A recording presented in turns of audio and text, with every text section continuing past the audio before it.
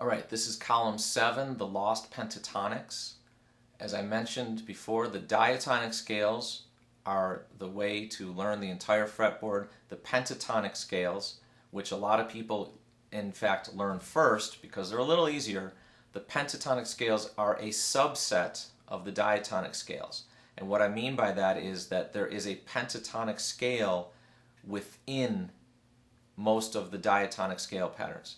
There are 5 different pentatonic scale patterns. You need to learn those 5, and you need to compare them to the diatonic scales and see how they fit together. Okay? Once again, in my logical lead guitar course, I go into this in great detail, and I tear apart these pentatonics in DVD video, in sheet music, in tab, about 125 examples, if I remember, simply on the pentatonics, learning how to play, learning how to make riffs out of the pentatonics. But in this course, I don't have time to go into that whole thing.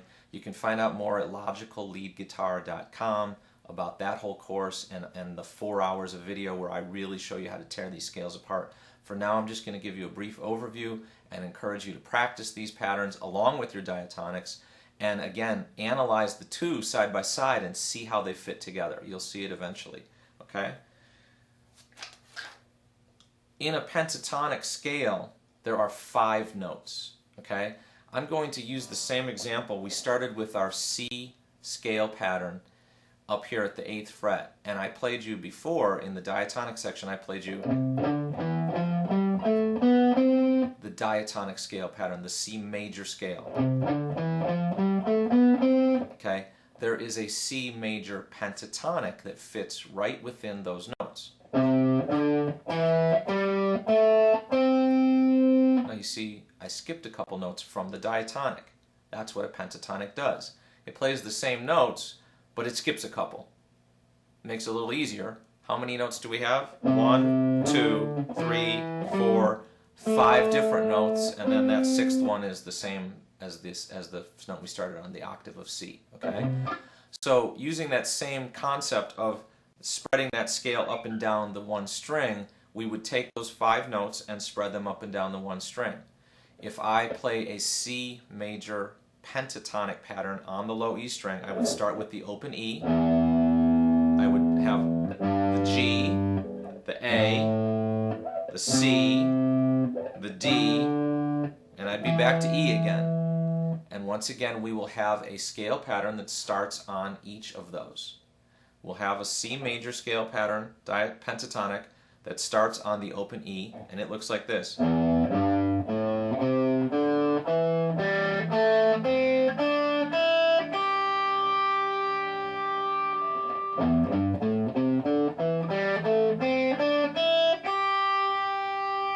Okay?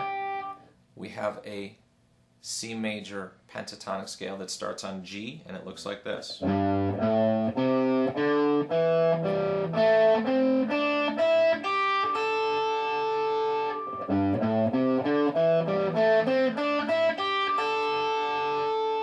Okay? The next one you may very well know already. This is probably the most important scale pattern on the guitar, in a sense. Personally, I think the diatonics are the most important thing you can learn, but this scale pattern is probably used in more solos and more songs than anything else. Okay? Watch this. Starting on A.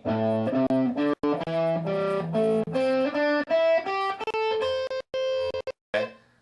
Now remember, we talked about relative major and minor. We talked about the fact that C major and A minor were the same key. They share the same key signature. They share all the same notes. You may be looking at this scale pattern and going, hey, that's an A minor pentatonic scale. I do that all the time.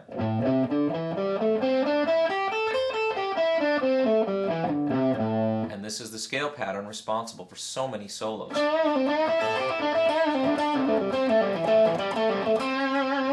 Okay? Relative major and minor, C major, A minor, they're the same key. Okay? You want to get to understand that concept as well. All right, so there's that scale pattern. The next one, in this same key, starts on C.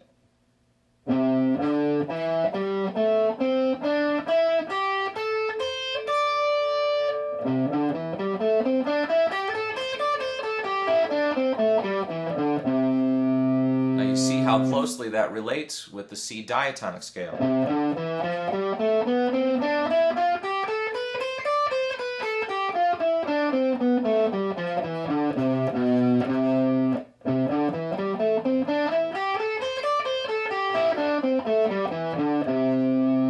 They're almost the same pattern. So are the rest of these pentatonics. They're almost the same pattern as the diatonic. It's just probably easier to see this one right off the bat.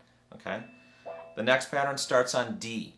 This pattern has a little bit of a finger shift in it. I'm not a big fan of finger shifts, but it is what it is. This is the way it is. Okay? Okay, and right here we have to shift that first finger up one fret.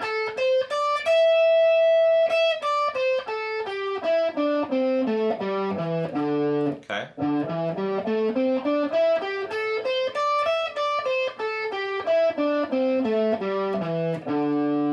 Okay.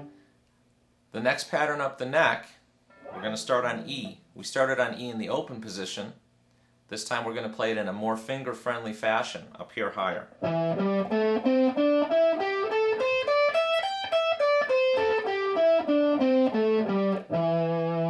Okay? This pattern is very important. This pattern is used in a lot of solos. There's a lot of stuff going on with this pattern that you need to learn. Okay? We continue up. And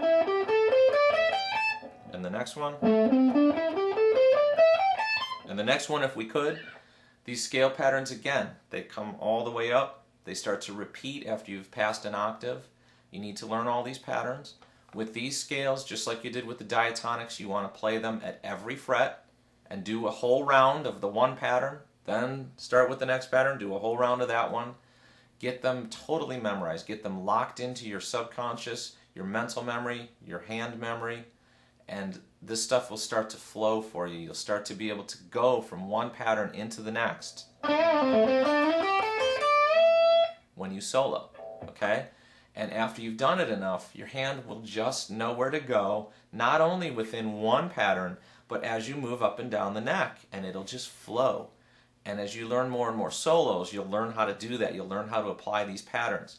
You'll learn the solos faster because you learned these patterns, okay? Just keep cranking away at this stuff. It's not the most thrilling thing in the world, but man, being able to solo your ass off really is a thrilling thing.